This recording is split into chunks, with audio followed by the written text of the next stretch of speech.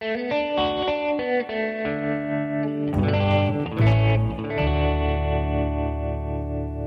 is History for Cocktail Parties with hack historians Thornton Kennedy and James Otley. Welcome to History for Cocktail Parties. My name is Thornton Kennedy. And I'm James Otley. And if I asked you how the Revolutionary War began, you'd probably say something like taxes. Boston Tea Party. Right. Boston Massacre. Right. Lexington and Concord. Yep. All of those things that took place largely in the northeastern United States. Exactly. And you wouldn't be wrong. Right. But you'd just be missing a lot of really good parts, a lot of really interesting history that maybe you don't learn in school. I agree with that. Among the topics we're going to discuss today, the blundering George Washington accidentally starting the chain of events that led to a world war. What a great story. And the American Revolution, 2 decades before 1776. Why Georgia wasn't exactly eager to join the revolution. Right. Like we're in Georgia right now. Yeah. Georgia was not hot to trot. Not at all. They were very reluctant. Exactly. How North Carolina's biggest contribution to independence was, believe it or not, a parliamentary technicality. Indeed.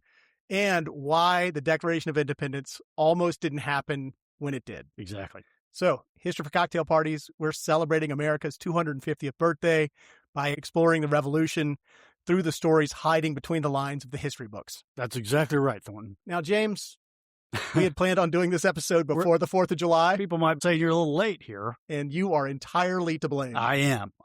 We were heading to Sea Island and the Golden Isles for the 4th of July. I was going to do a little research. Couldn't help myself. So, and if I might, just as your co-host, yeah, your knowledge of the history of the Golden Isles is awesome. I appreciate it, man. So was glad to sit in the sidecar with you and listen to your history. I think it was definitely worth getting that stuff out because a lot of people were heading to the coast for the 4th of July. Yeah. And a lot of people liked it. It was a very well-received episode. Indeed. Our signature cocktail, as y'all know, we like to have a signature cocktail. And man, whew, this one is a doozy. This might have been a mistake. What are we drinking today, James? Oh, mint julep. Y'all might have think like a mint julep, the Kentucky Derby. Yeah. But it actually goes back I did not to know the that. American Revolution. I did not know that. You know, specifically in the South. Yeah. And it is 1,000 degrees outside. Yeah. So I thought bourbon, simple syrup, mint. Yeah. Ooh, yeah. It is. Hopefully, we're just going to have one, and hopefully we can make it through. And a quick plug, where did the mint come from? My backyard. I absolutely love it. And while we are sipping on these awesome mint juleps, give us a minute to talk about one of our partners, South State Bank. Banking with South State is a throwback to the days when you actually knew your banker. These days, banking can feel highly impersonal. Call centers, computer automated phone systems that only begrudgingly let you speak to a human. That's not how South State operates. South State's bankers are empowered to make decisions. The person you know and trust is the one who gets things done. Unlike most other banks, South State focuses on long-term relationships over short-term transactions.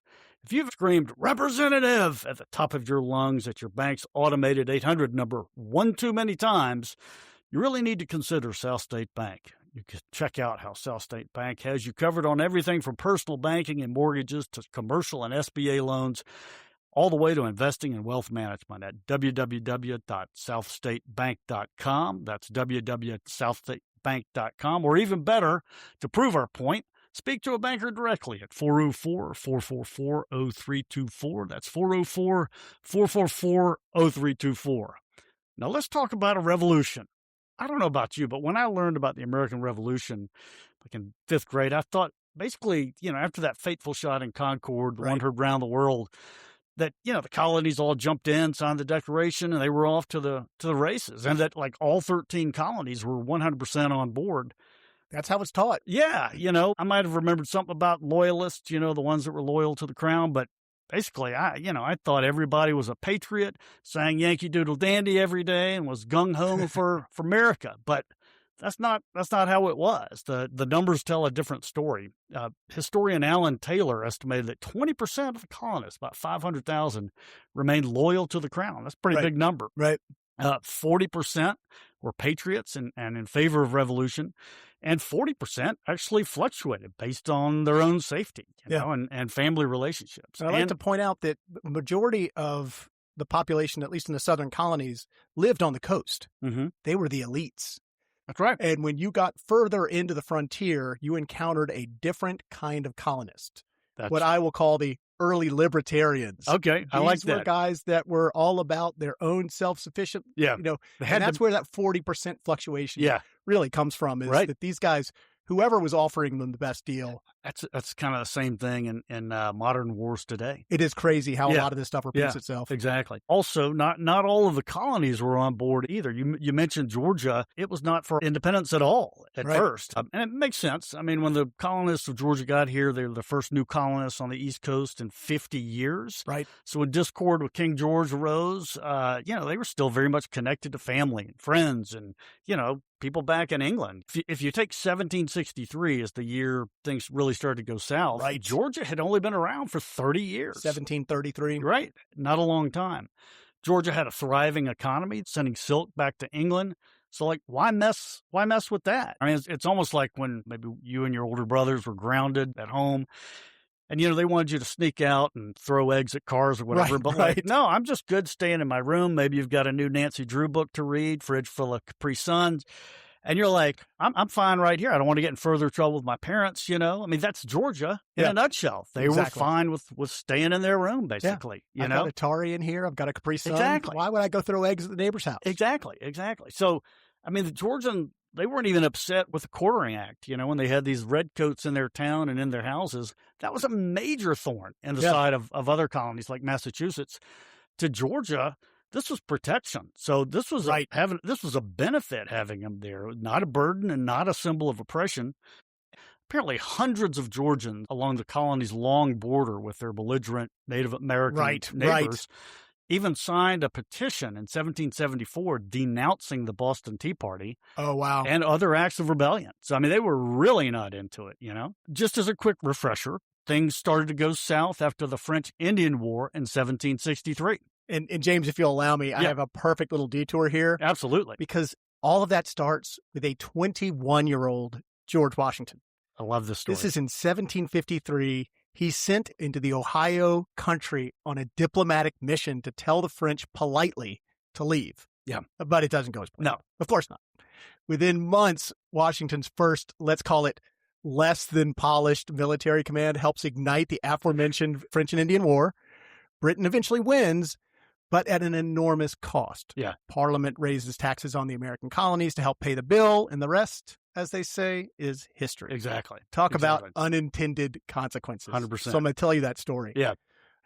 Britain and France both claimed the Ohio Valley. Mm-hmm. The French were building a chain of forts to secure their claim. Mm-hmm. So Virginia's governor needed someone willing to hike into the wilderness and politely tell the French commander to pack up and go. Yeah, get the hell out. Get the hell out. 21-year-old George Washington jumps at the opportunity. Again, 21. Yeah. I can't discuss on the podcast what I was doing when I was 21, Right. But it sure as heck wasn't hiking through the wilderness in the dead of winter looking for a French commander. Yeah. So Washington treks hundreds of miles, crossed icy rivers, met with Native American leaders, and took note of French forts, troop strength, military preparations. That's going to come into play in just a minute. So when he finally reached Fort Le Boeuf, Washington delivered the ultimatum. The French commander listened, thanked him, merci beaucoup, for the message, and politely declined. Right. In diplomatic terms, the answer was essentially, we appreciate your concern, but we're not going anywhere. Yeah, right. So Washington has his answer, but getting home alive in the dead of winter is another epic journey. Yeah.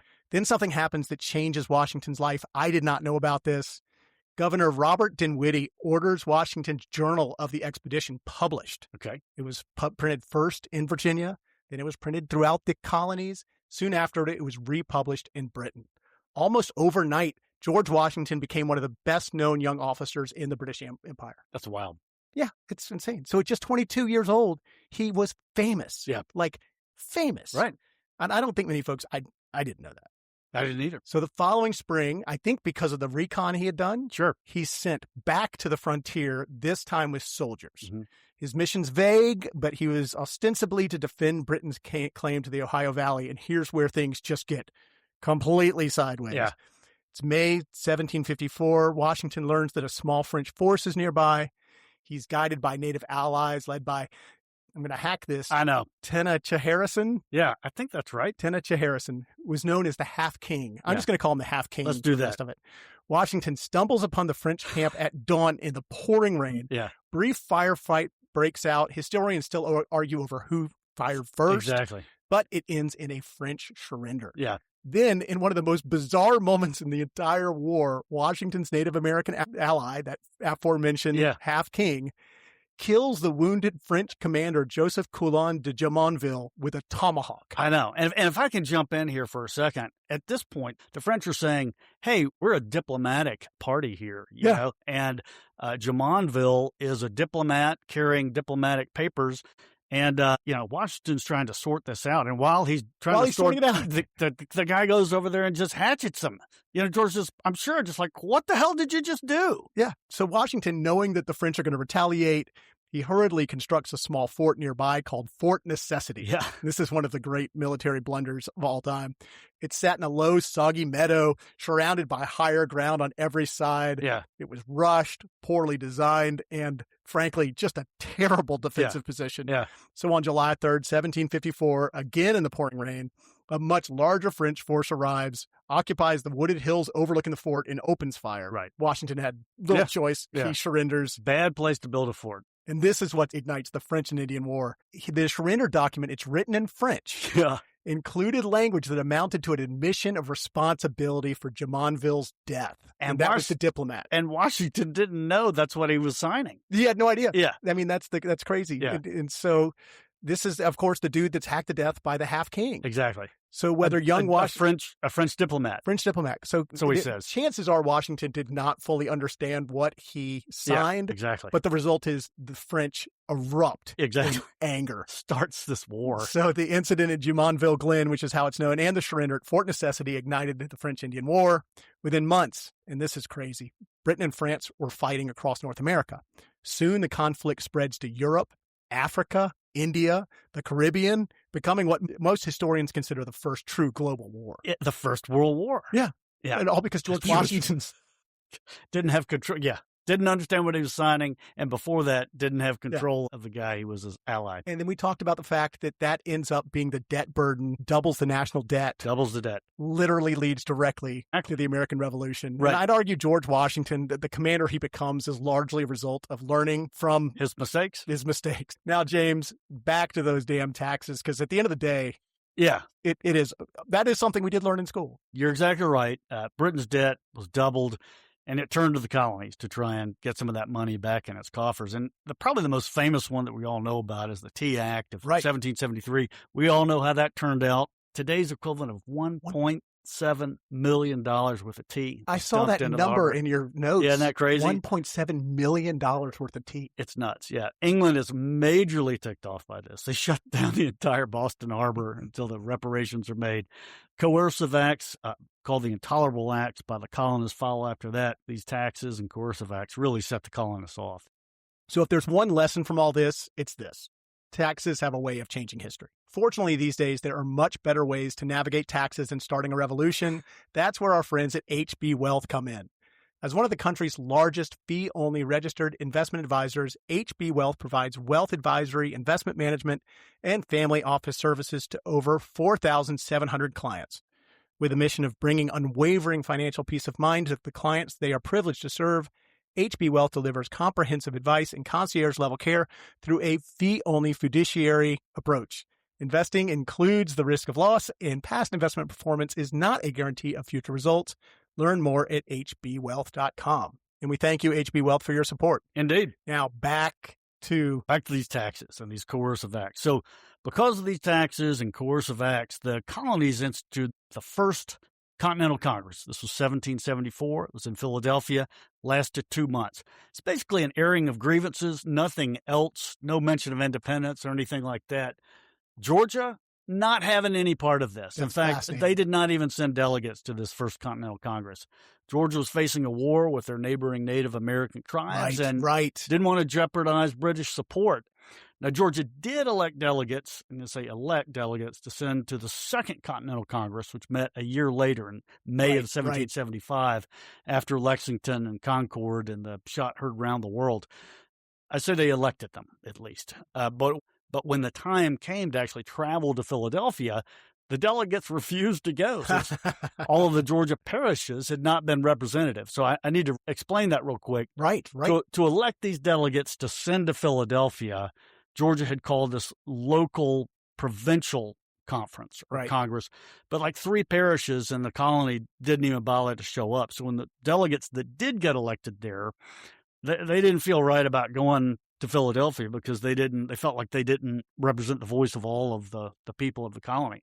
So here you have the most important meeting in the history of the country to date, basically, Continental Congress, the convention that will ultimately decide the fate of the nation, and Georgia doesn't attend. They sit this one out. And so, little interesting aside, St. John's Parish, which later became Liberty County, Georgia, took the somewhat bold move of sending a delegate just to represent the parish. They're not going to sit out this big dance. Little sports game reference for you there. This was Lyman Hall, after whom Hall County, Georgia is named. A lot of people that have gone to Lake Lanier pass through or spend time in Hall County. Shout out to my wife, who's from Hall County, Georgia. There you go. One more nugget. Sorry, can't help myself. There are actually 16 North American colonies at the time, not 13. East and West Florida and Quebec were all colonies. I thought Barbados as well. Maybe 17 then. I think I had read that Barbados was actually the most important economic colony. Okay. Because of sugar and... Make that 17 colonies. 4 did not attend. All right. So that was May 1775. So interesting turnaround here. For a colony that didn't want anything to do with independence, Georgia does a pretty quick 180 and joins the movement for independence. It's like you telling Alfred and Cameron that you will sneak out of the house with them to go throw eggs at cars or whatever the preferred act of delinquency was on that side of Buckhead. You're ready, and so that was Georgia. Georgia's ready now. So Georgia convenes a second local conference, this Congress in Savannah, July 4th. 1 year before, 1775. Love it. And this is the Georgia Second Provincial Congress. Again, just Georgia. Now, this time, most of the parishes attend and send delegates to this little conference. And really the main thing they do, the most important thing they do is they form this committee, and it's called a Council of Safety. And this is going to govern when the royal government and legislature for the Georgia colony is not in session. So now you basically got 2 governments for Georgia. Right. This Council of Safety, it's kind of like the night shift. That's how I see it, okay? Georgia still had a royal governor. So, again, this Council of Safety is not the official governing body of Georgia yet. And I say yet because have you ever heard of the Georgia rice boat crisis? This is one of the weirdest wrinkles. Never. I had never heard of it either. But they did not teach it in the history book. They did not. And we went to school in Georgia. I know. You'd think. Never heard of it. It's Georgia's equivalent of Concord and Lexington. Seriously. Yeah. And it's a complete misunderstanding. Is it? Yeah. All right. Well, let me set the stage here. They're coming down for food, and the colonists think they're coming down for war. I didn't. Yeah. Okay. That makes sense. They completely misunderstood they did not read the assignment. I must not have read the assignment fully enough here. All right. So let me at least set the stage as I know it. And you feel free to correct me if that's okay. Oh, good Lord. Never correct James Otley. So the so-called rice boat crisis, dramatic confrontation in Savannah, and it occurred in January through March of 1776. And this event directly led to the collapse of royal authority in Georgia. And I think, it really may be one of the most exciting and certainly least known episodes of the American Revolution. Again, everybody's about the Northeast, the Lexington and Concord. Exactly. This actually is such a huge moment. Yeah, in American history. And it occurred in the Georgia colony. So Georgia colony, totally dependent on rice. Yep. Huge rice plantations. Rice was actually the first major staple crop in Georgia. Oh, yeah. Who knew? Yeah. And Georgia was actually, the colony was a major player in the international rice trade at the time. Oh, go figure. No longer the case. Indeed. So in early 1776, hundreds of barrels of rice sitting in warehouses in Savannah and also in plantations along the river. It's public knowledge. It's not a secret. The Brits know about this, and so they send warships and some transport ships down to Savannah to get food for the starving British troops that are under siege up in Boston. Whole different story, but they're in trouble up there. So January 1776, These 4 Royal Navy gunships roll in, and 2 transport vessels, and anchor in the Savannah River. And this is, like today, it'd be like an aircraft carrier coming in, and 2 battleships. This kind of gets back to the Battle of New Orleans, where I just feel like it was a game of telephone. I don't think the colonists knew what these warships were doing coming into the harbor. No kidding. And they just assumed that this was going to lock. They were coming to attack. Yeah, pretty safe assumption, I guess. Right? This is a force. Yeah. And let's talk. The British Navy was the most dominant military power in the world at the time, for sure. Royal Governor James Wright, still in office at this point. Wright. I know. A footnote in Georgia history. Indeed. To state the obvious, the British wanted, or I should say desperately needed, this rice. It's a good call. By the way, did you know that the British actually came up with stir-fried rice? Oh. Kidding. You're killing me. You're killing me. Completely kidding. You're killing me, Smalls. But they might have been the first to experience char-broiled rice. But I'll get to that. There you go. Georgia patriots obviously don't want the Brits to have this rice. Council of Safety, which we talked about before, Georgia's night shift government, prohibits the rice from being sold to the British.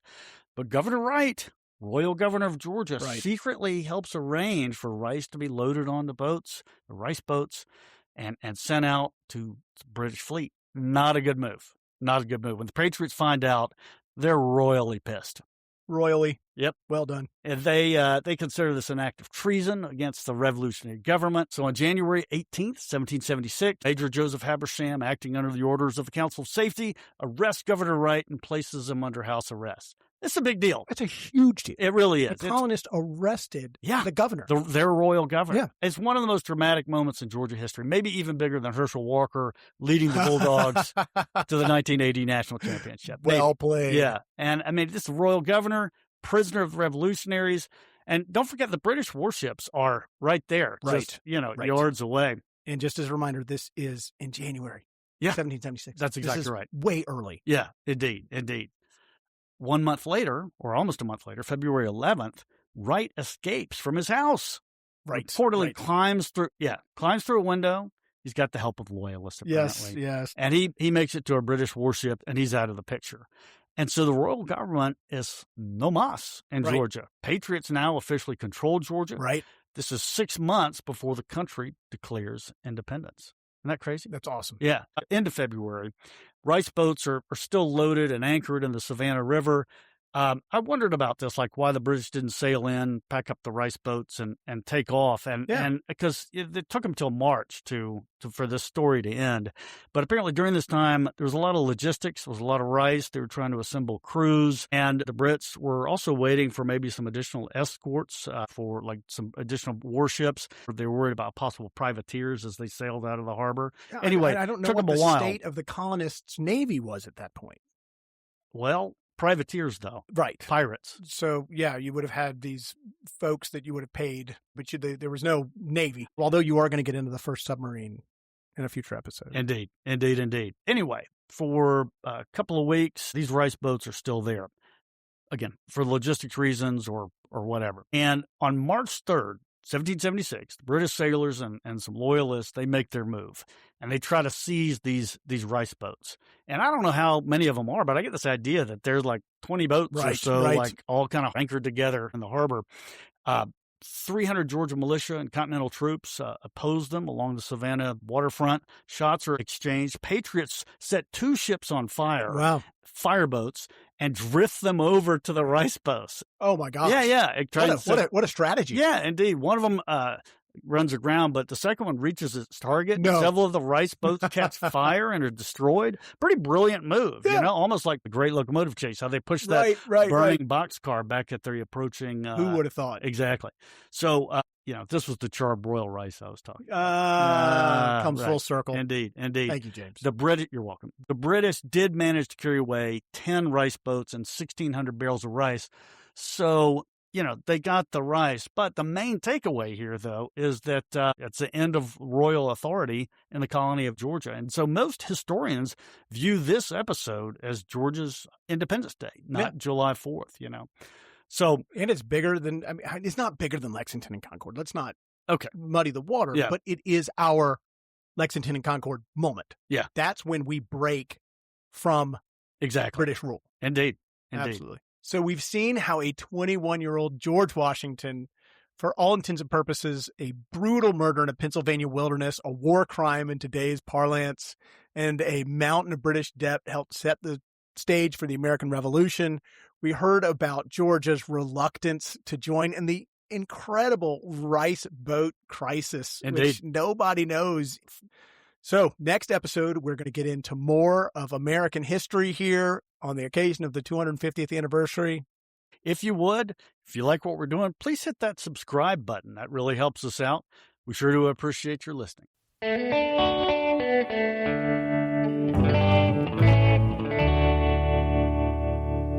This is History for Cocktail Parties with hack historians Thornton Kennedy and James Otley.